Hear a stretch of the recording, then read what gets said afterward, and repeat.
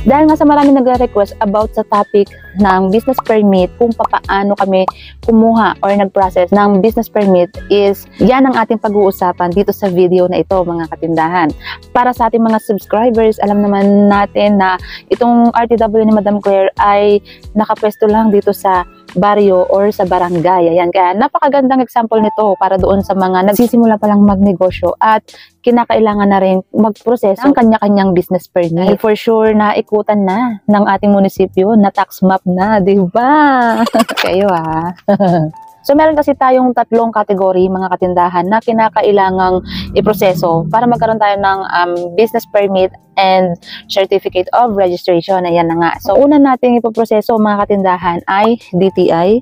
Pangalawa is yung pagpo-process natin ng ating business permit, which is sa munisipyo or city hall natin yan inaasikaso. At yung pangatlo naman, mga katindahan, para makompleto yung pagiging legal ng ating negosyo, is yung pagkuha natin ng certificate of registration galing nga kay BIR. Ayan. So, pwede kayong kumuha ng ballpen at papel or notebook para ma-jot down ninyo yung mga step by step na gagawin natin. So, unahin nga natin dito sa DTI. Ang DTI, mga katindahan, is pwede natin siyang i-process through online or walk-in.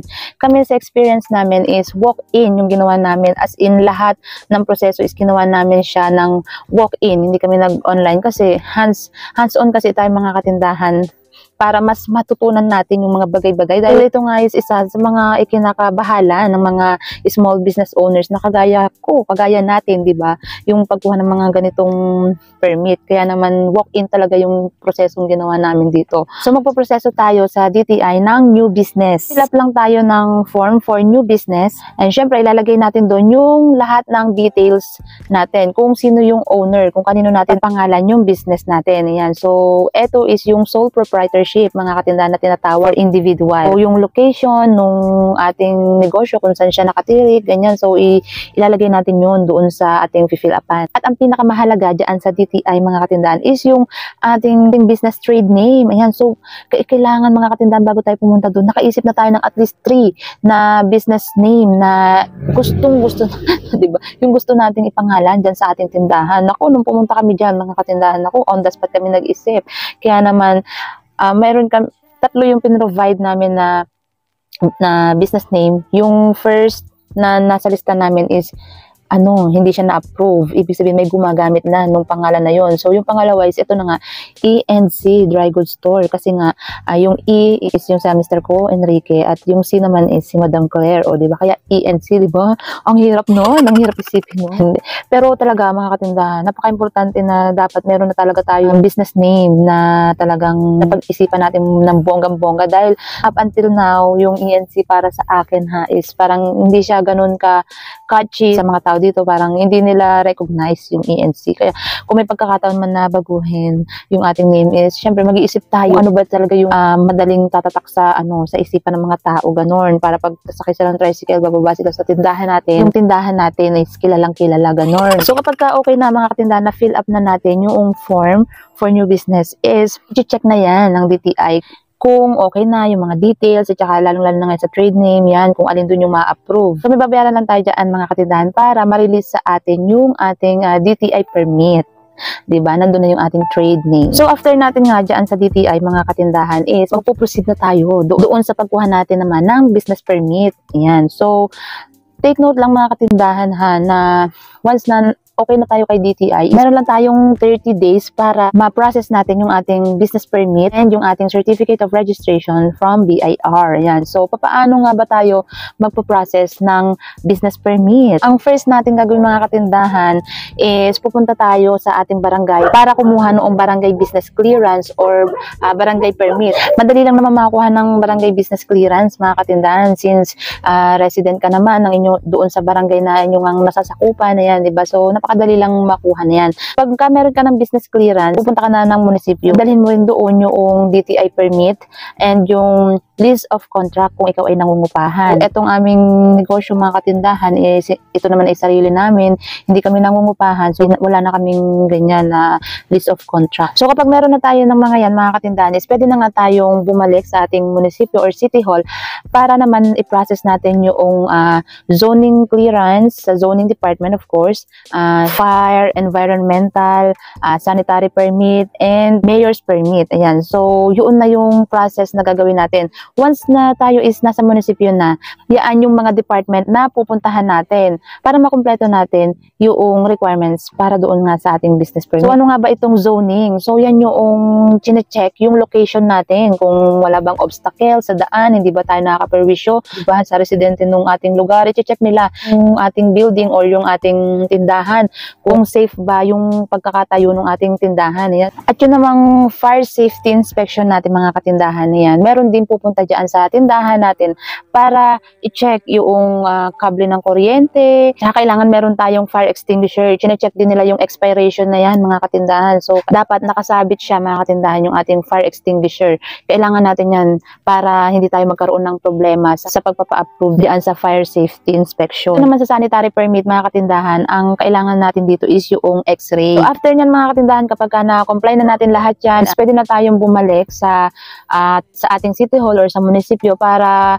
maipakita lahat ng certification na nalikom natin at para mabigyan na rin tayo ng business permit. O diba? So diyan manggagaling yung ating business license plate mga katindahan. Alam niyo ba nung nagkaroon kami dito ng business license plate na yan, grabe, halos lumundag-lundag ako sa sobrang tuwa. And last but not the least mga katindahan na kailangan nating asikasuhin is ito na ngang certificate of registration from BIR. So ano-ano nga ba yung mga kailangan natin sa proseso dito sa BIR? Number 1 mga katindahan is yung 1901 form.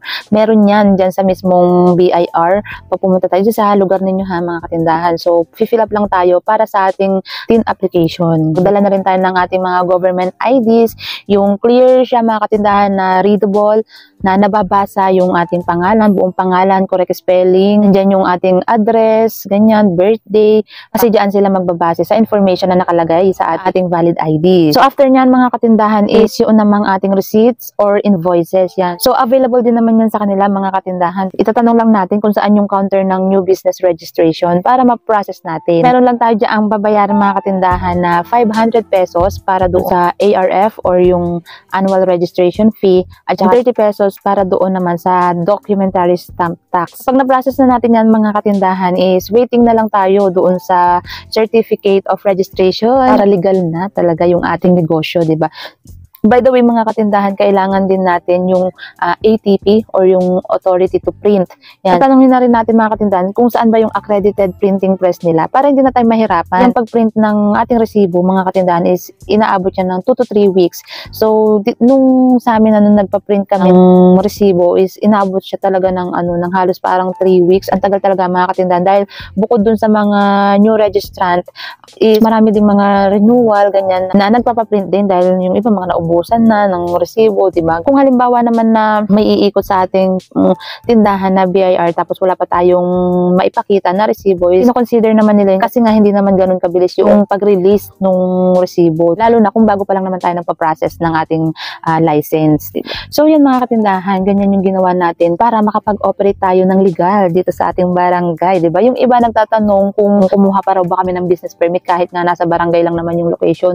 Yes mga katindahan, sa munisipyo kasi mga katindahan, sa ating municipality is mga barangay talaga yung kanilang iniikutan. Siyempre tayo kasi magpapaunlad sa ating bayan, di ba? Yung mga small businesses na ganyan, small entrepreneurs. Kaya naman talaga nagta-tax map yan sila sa mga barangay kung alin dyan yung mga tindahan na kailangan ng proseso ng lisensya sa kanilang negosyo. Yung namang mga mga katindahan, hindi na rin naman sila napupuntahan ng mga tax mapping. Pero yung, siyempre, yung location, di ba? Kagaya nitong sa akin na talagang along the highway, talagang madadaanan siya talaga, matatax map talaga itong mga katindahan. Napakahabang usapin itong pagkuha ng lisensya mga katindahan para maging legal yung ating hanap buhay. At marami pa akong gustong i-share sa inyo, pero sa mga susunod na lang natin na topic iyan. So, iyan lang muna mga katindahan yung may i-share ko sa inyo yung proseso ng pagkuha kailangan ng business permit, lalong-lalo na nga doon sa mga newbie, nagsisimula pa lang, walang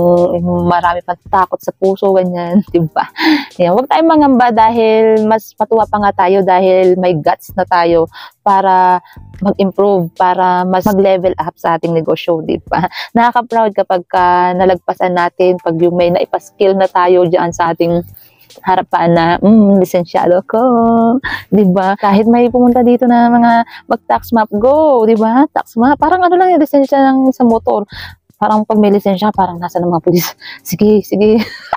Diba parang, diba, ganun, parang ang lakas ng loob natin na, sige, manghuli kayo, ganyan.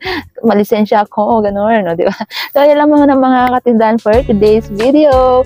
Maraming salamat sa inyong palaging panonood and happy selling!